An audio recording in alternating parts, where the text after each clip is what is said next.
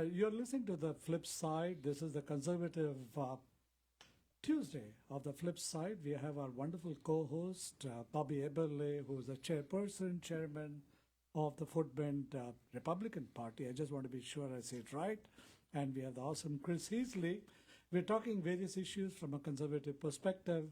As we signed off for a break, Bobby talked about sports, and which is very appropriate that he brought it up, because I remember reading about was it a swimmer or some other person who, for whatever reason, a boy swam or played a game as a girl and came first or second, etc.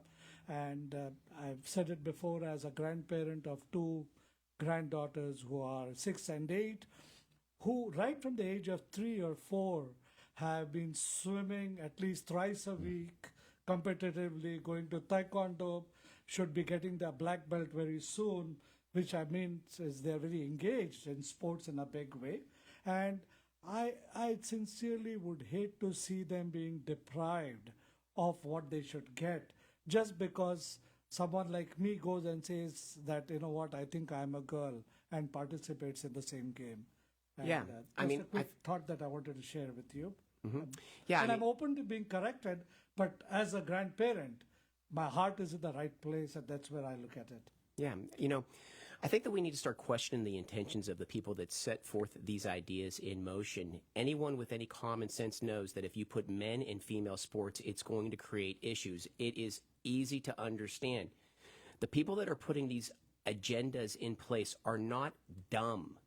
They know what they're doing, and what they're attempting to do is set us against one another. It's a divisionary tactic. So they do this in a multitude of fashions, and one of the things that Ramesh said earlier was, can we come together and have multiculturalism? And what was it? They promote those less significant ideas over quality of character, and that is an intent to create division. That's what it is. And if I can just step back for 1 second, multiculturalism. Of course, we all love multiculturalism. And what does that mean? That means we love the foods of various nations. We love the cultures of various nations. We love the musics of various nations. We love the customs, the practice, and the people. But again, the primary way to judge a person is on their quality of character.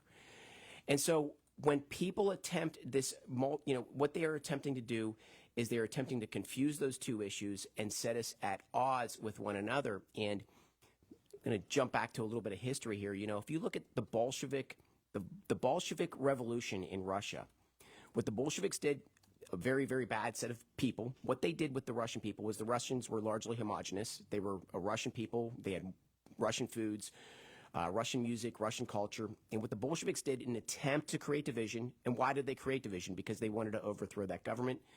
What they did was they attempted to find differences amongst the different Russian sects of people. They tried to elevate the differences amongst them in an attempt to create division, and it worked. And they did it through propaganda and those sorts of things.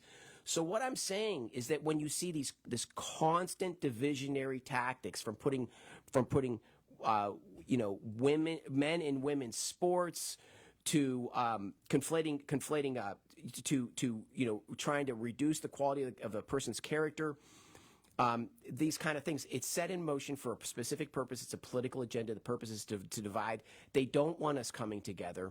And I think that Americans truly love one another, but the goal is to create a wedge in the whole American spirit. Yeah, that's absolutely right. And they always the left will push this false premise that somehow you've heard it over and over again.